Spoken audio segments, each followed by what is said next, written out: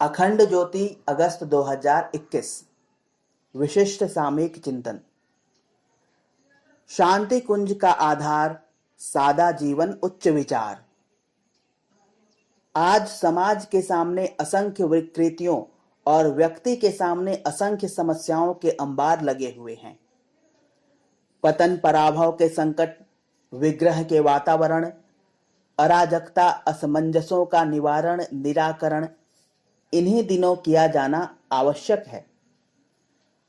अगणित प्रकार की सुविधा संपदाओं का अभिवर्धन भी होना है, पर उन सब के लिए मानवीय चेतना का स्वस्थ समुन्नत होना आवश्यक है। यदि भूमि पर, साधनों पर आधिपत्य जमाकर बैठे हुए अथवा योजनाएं बनाने वाले लोग विकृत मस्तिष्क के होंगे तो उलझी हुई समस्याओं का समाधान करना तो दूर, वे विग्रह और ध्वंस ही खड़े करेंगे। मस्तिष्क विकृत, हृदय निष्ठुर, रक्त दूषित, पाचन अस्त व्यस्त हो, शरीर के अंग प्रत्यंगों में विषाणुओं की भरमार हो, तो फिर वस्त्राभूषण की भरमार। अगर चंदन का लेपन और इत्र फुलेल का मर्दन बेकार है, वस्त्र आभूषण जुटा देने और तकिए के नीचे स्वर्ण मुद्राओं की पोटली रख देने से भी कुछ काम न चलेगा। जबकि स्वस्थ सुडौल होने के कारण सुंदर दिखने वाला शरीर गरीबी में भी हंसती हंसाती जिंदगी जी लेता है, आए दिन सामने आती रहने वाली समस्याओं से भी निपट लेता है और किसी न किसी प्रकार कहीं न कहीं से प्रगति के साधन भी जुटा लेता है। वस्तुतः महत्व साधनों या परिस्थितियों का नहीं, बल्कि व्यक्तिगत स्वास्थ्य, प्रतिभा और दूरदर्शिता का है। यह सब उपलब्ध रहे तो फिर न अभावों की शिकायत करनी पड़ेगी और न व्यवधान सामने आने पर अभ्युदय में कोई बाधा पड़ेगी। वर्तमान युग की समस्त समस्याओं का समाधान एक ही है, सादा जीवन और उच्च विचार। इस सिद्धांत को अपनाते ही प्रस्तुत असंख्य समस्याओं में से एक के भी पैर न टिक सकेंगे।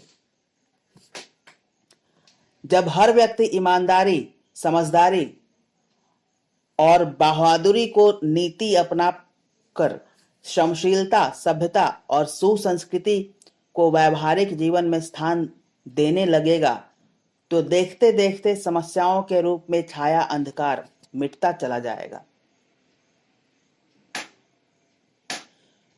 गुजारे के लायक इतने साधन इस संसार में मौजूद हैं कि हर शरीर को रोटी, तन को कपड़ा, हर सिर को छाया और हाथ को काम मिल सके। तब गरीबी अमीरी की विषमता भी क्यों रहेगी? जात लिंग के नाम पर पनपने वाली विषमता का अनीति मूलक और दुखदायी प्रचलन भी क्यों रहेगा?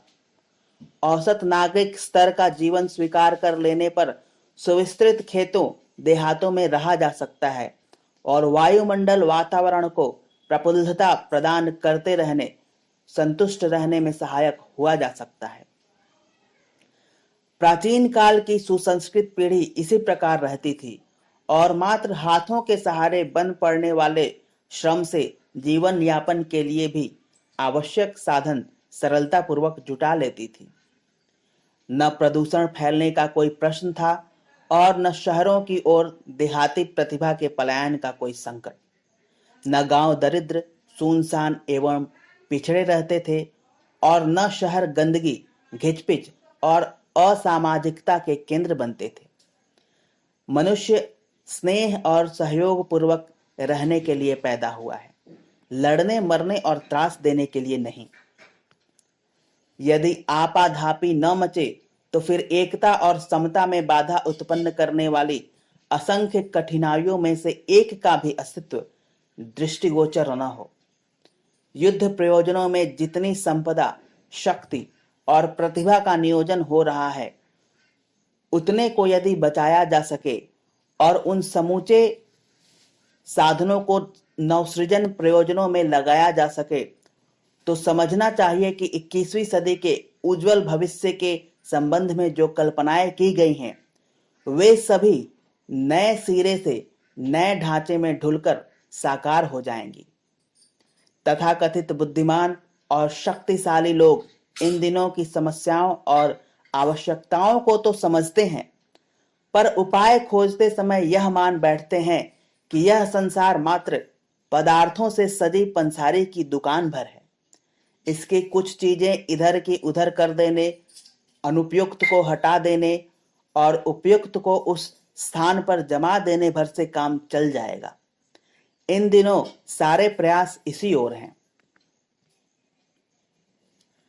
आज यद्यपि विश्व की मूर्धन्य प्रतिभाएं हर समस्या को अलग अलग समस्या मानकर उनके पृथक पृथक समाधान खोजने और उपचार खड़े करने के लिए भारी मत्थापच्ची कर रही हैं, पर उनसे कुछ बन नहीं पा रहा है। न अस्पतालों, चिकित्सकों, औषधियों, आविष्कारों पर असीम धन शक्ति जनशक्ति लगाने से रोग काबू में आ रहे हैं और न पुलिस, कानून, कचहरी, जेल आदि अपराधों को कम करने में समर्थ हो रहे हैं। अचिंत्य चिंतन, दुर्व्यसनों आदि के रहते बैंकों के भारी कर्ज और ढेरों अनुदान बांटने पर भी गरीबी की समस्या का वास्तविक हल हाथ लग नहीं रहा है। अगले दिनों परिस्थितियां बदलेंगी। जनमानस यह देख कर रहेगा कि अगणित समस्याएं उत्पन्न कहां से होती हैं। हमें उस रानी मक्खी को खोजना है जो आए दिन असंख्यों अंडे बच्चे जनती है, जिनके भरण पोषण में छत्तों की समस्त मधुमक्खियों के लगे रहने पर भी समस्याएं जहां की तहां बनी रहती हैं। मनुष्यता समय समय पर ऐसी आश्चर्यजनक करवटें लेती रही हैं जिसके अनुसार देव मानवों का नया संवत, नई कलियां और नए फसल और नए फल फूलों की संपदा लेकर सभी दिशाओं में मुस्कुराता दिख पड़ता है। महामानवों, देव पुरुषों, मनीषियों, सुधारकों, सृजताओं का ऐसा उत्पादन होता है कि मानो वर्षा ऋतु ने अगणित वनस्पतियों और जीव जंतुओं की नई फसल उगाने की सौगंध खाई हो।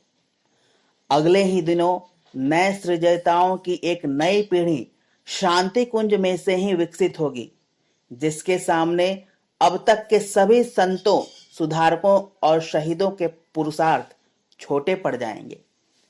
जब आवेश की ऋतु आती है तो जटायु जैसा जीर्ण शीर्ण भी रावण जैसे महायोद्धा के साथ निर्भय होकर लड़ पड़ता है।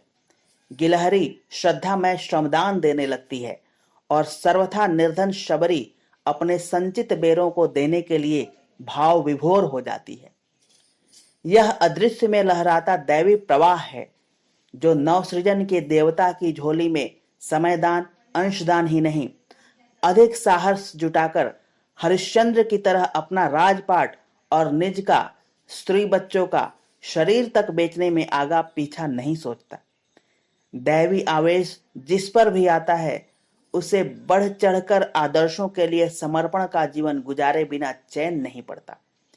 यही है महाकाल की वह अदृश्य अग्निशिखा जो चर्म चक्षुओं से तो नहीं देखी जा सकती, पर हर जीवंत व्यक्ति से कुछ महत्वपूर्ण पुरुषार्थ कराए बिना उसे छोड़ने वाली नहीं है। ऐसे लोगों का समुदाय जब मिलजुल कर अवांछनीयताओं के विरुद्ध निर्णायक युद्ध छेड़ेगा और विश्वकर्मा की तरह नई दुनिया बनाकर खड़ी करेगा, तो अंधे भी देखेंगे कि कोई चमत्कार हुआ।